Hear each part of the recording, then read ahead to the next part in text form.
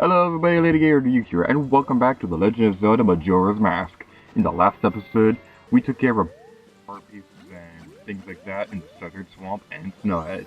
In this episode, we're going to be taking care of the Swamp Spider House. Now, I'll talk about what the Spider Houses do in a bit, but just keep in mind, there are two of them in the game. One is in the Southern Swamp that we're going to be taking care of now. It's by the Deku Palace, and the other one is in the Great Bay Coast. I'll be taking care of that probably in the video after this one, maybe, although things could change. But anywho, let's talk to this guy. Help me, I am not a monster. The spider's curse that made me this way. I beg of you, in here, find them all. The gold ones, the cursed spiders, defeat them quickly. And when you defeat them, don't forget the spider token. It contains the spider spirit. If you lift the curse, I'll teach you something good. Hurry, please. This is awful. Nah, I'm just gonna leave you that way, because I'm a jerk. Okay, fine, I'll save you. Anyway, the spider houses, they contain Skulltulas, but these aren't like the Skulltulas that we fought before. These are gold Skulltulas. These were also in Ocarina of Time, but they act differently in this game, because in Ocarina of Time, there were gold Skulltulas scattered all across the entire game. I don't remember exactly what happens when you get them all in that game, but in this game, when you get all there are a bunch of gold Skulltulas in only 2 areas of the game. You'll get different prizes for defeating them all. I won't spoil what the prize is, because we're going to be getting that at the end of the video. But anywho, let's just continue. Oh, it's also worth mentioning that there are 30 gold Skulltulas. When you defeat them, there'll be a token that you can collect. The tokens, you will not get the prize unless you collect them all, which is the reason why we're brutally murdering all these spiders. We're destroying them for their souls.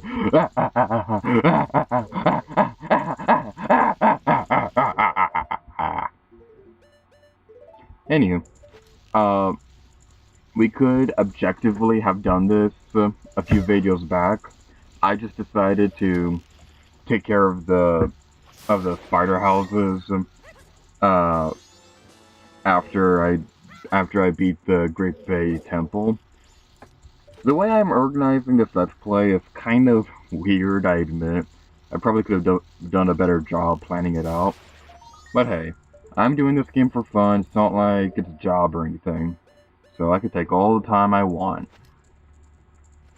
There's the bow and arrow and the hook shot, especially the hook shot, are very important.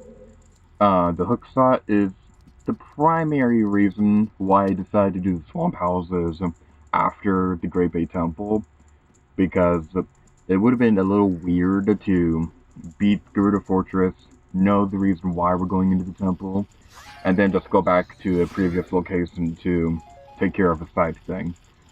So, for the sake of organization, I decided to do the spider houses after the 3rd temple. And things like that.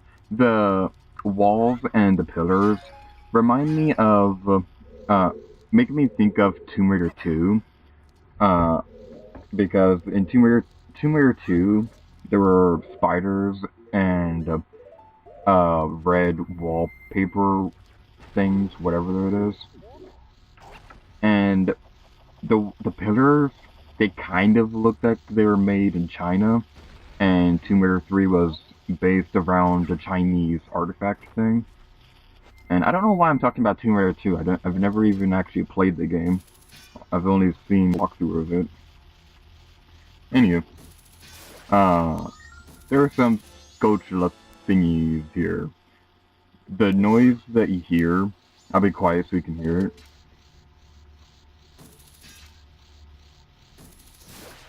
The sound of them crawling everywhere, that's how you can tell if you got all the Skulltulas in a room, because if you can't hear it anymore, it means you got them all in the room. If you don't, just look everywhere. They're on the walls inside these little dirt things, and they're really sneaky. They're kind of like the way they hide. I don't know why, but it kind of reminds me of the bunny children in Epic Mickey. How they're like hiding in things like boxes and things like that. Anyway, uh, sometimes there'd be a Skulltula inside those beehive things, but be careful because a lot of the time there'd actually be bees. I think I saw one in that one. But we got two ghost Skulltulas, and there's another one in that pot in those jar things. Something kind of funny. I don't know how many of you guys out there own a Wii U or have played Nintendo Land or anything like that. But in Nintendo Land, there are all these collectibles that you can collect throughout the course of the games as you play more of the mini games. One of them is a jar from Zelda, and the description for it says that. What was that? Oh, it's just a Deku. Yeah, you can wake this guy up with the Sonata of Awakening. I didn't actually remember this when I was practicing for this, but yeah. Run away, Deku, be free! What was I talking about a second ago? Oh yeah, Nintendo Land. One of the collectibles you can collect in that game is a jar from Zelda, and the description for it says that anybody who's played The Legend of Zelda should know that jars only exist for one reason: to be smashed! Nintendo Land has got to be like the most fun party game that I've ever played, and I've played a lot of party games with my sisters. Oh my god, it's a bee! It's a bee! A bee?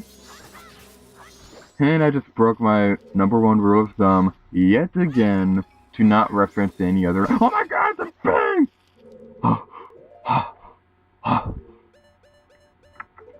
Yeah,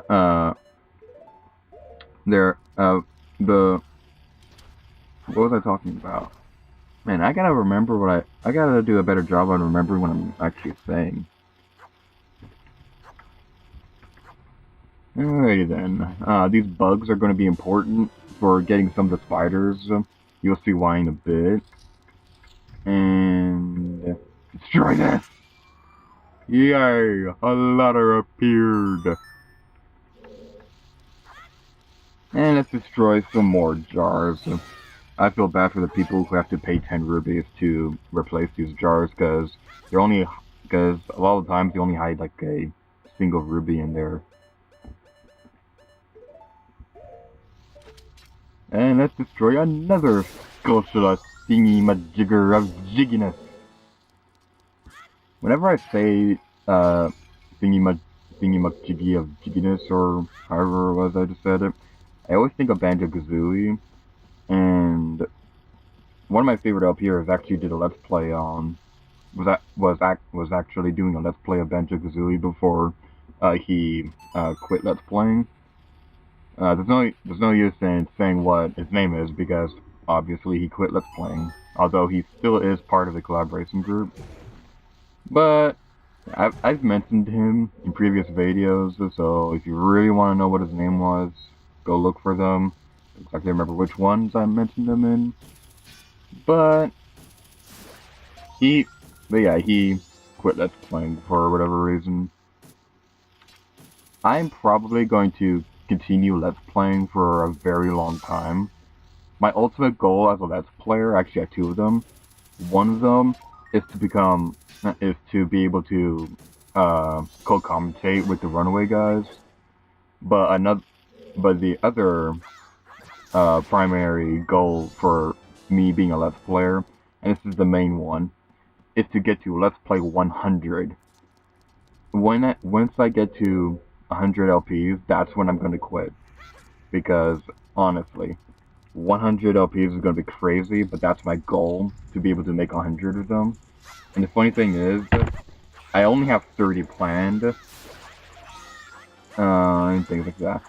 For the grass, it's best to do what I'm doing because there are sculptures hiding in the grass.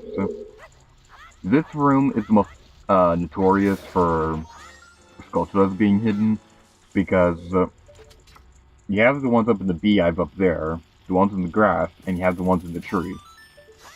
The ones in the tree, when I first started playing this game a couple years ago, I could not figure out how to get them down, and I'd get every other sculpture, but I could not figure out how to get these down, and all you have to do is just roll into the tree.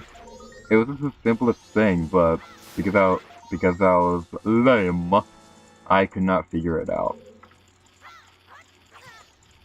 The gossip stone over there are some bugs by it. They're Bugs Bunny.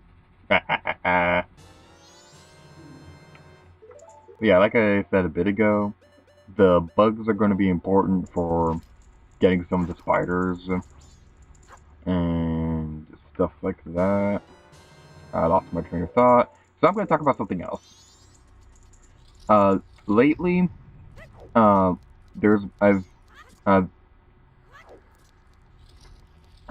forgot what I was going to say. Aren't I just brilliant? Oh yeah, I remember. One of my friends, he said that while he doesn't really like the Xbox One all that much, he's probably gonna get one. I forgot the reason why he wants one, but yeah, he's like the only person that I know who actually wants an Xbox One. I personally am not gonna get one. I'm not even sure if I'm gonna get a PlayStation 4. I'm perfectly happy with my Wii U, and the only reason why I'd get a PlayStation 4 is if they made like the greatest Tomb Raider game on there that was not available for any other platform, and I just had to get that game. But I'm not going to get like a $400 game system just to play one game. The Game Boy is the only game system that I'd ever repurchase just to play one game, and that's Legend of Zelda Link's Awakening, which I've mentioned plenty of times is my favorite game of all time. And yeah, that's the only system that I'd ever rebuy to just to play one game. I smell you, Skulltula. Where are you? Are you in here? Yay! He's in there! Something else I'd like to talk about is the Kingdom Hearts 3. That's a game that I'm pretty excited for, and if they don't make that on the Wii U, then I'll probably get a PlayStation 4 because there'd be Kingdom Hearts 3, Final Fantasy 15, and if they made that super awesome Tomb Raider game that's not on anything else with those three games, I'd probably get one. But the thing is, I've noticed that there's a lot of games coming out for the PlayStation 4 and Xbox One that are not coming out to the Wii U, and that really angers me because the Wii U is an awesome game system, and developers, I just know that they're going to make the same mistake they made when the Wii was coming out, where they underestimated how powerful it was, and they made pretty terrible quality games at launch the first couple years. But over time, third parties are going to make awesome Wii U games. Like Monolith Soft, they're making X for the Wii U, which looks amazing, and things like that. But I'm really hoping they make Kingdom Hearts 3 for the Wii U because, like I said, I've been looking forward to that game for like ever, and it's gonna make me sad if they don't release it for the Wii. But on the other hand, the Wii U is going to have some pretty awesome exclusives as well. There's X that I talked about a bit ago. They're making Super Smash Bros. Mario Kart 8, and a game that I actually forgot about was I don't know how to pronounce it, but I think it's Sin Megami something. They're making Sin Megami Cross Fire Emblem, which we absolutely know nothing about, other than it's going to be a crossover between Sin Megami and Fire Emblem. If you don't know what Sin Megami is, if I remember correctly, it's kind of like Persona, although it might. It's kind of like Persona. I don't know if they're the same game or if they're just similar. I know absolutely nothing about the games, but the game looks exciting, and with all the exclusives coming out to the Wii U, I don't really mind missing out on the PlayStation 4 and the Xbox One. Something that's actually kind of funny about that is that I'm a huge Nintendo fan. I'm a huge Nintendo fan, and my two best friends, one of them is a hardcore PlayStation fan, and the other one is a hardcore Xbox fan. So when we have, so when we hang out with each other and play games, I'll be talking about stuff like Zelda. One of my friends will be talking about Infamous, and another one of my friends will be talking about Halo or something like that. I've been saved. I thought I was going to die. You see, a while back, someone told me I could become rich, and he gave me this mask. He said the instructions were inscribed somewhere in here, but when I went to look, I was cursed. If I had known it would be such an ordeal, I would have never taken it. Here, take it, it's yours. Yay! We get a mask that's cursed! It's the Mask of Truth. This is a pretty decent mask. The thing it says where it helps you understand gossip stones, that's kind of useless on the Wii Virtual Console version, which I'm playing, because of the whole gossip stone thing not really working. But with it, you can read the minds of dogs!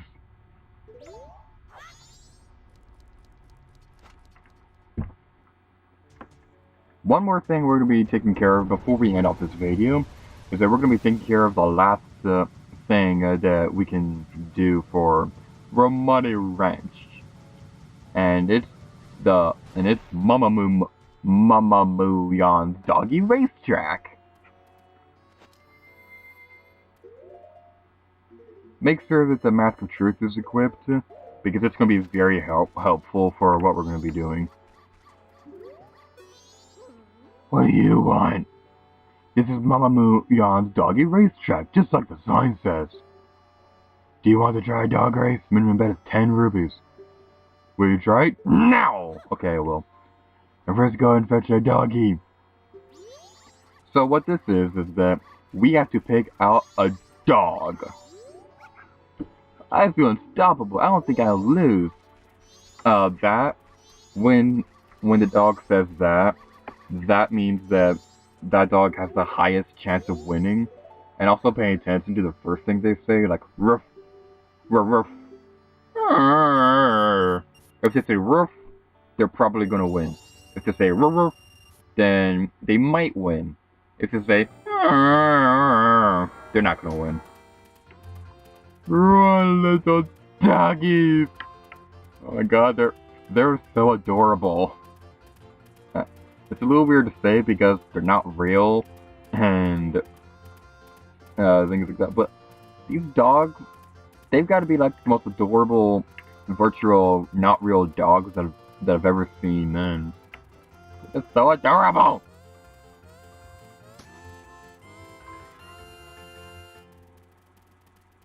If you get first place, you'll win triple bet. Yeah. Take me for a walk and call me Spot. What? That's weird. Anyway, first place gets you triple your bet. Second place gets you double your bet. Third to fifth place gets you even. And anything below that, and you'll lose all your rupees. But anyway, thank you guys for watching this video of The Legend of Zelda Majora's Mask. And until next time, later gator to you. Oh yeah. Fear my abilities to stare into your soul. Meow.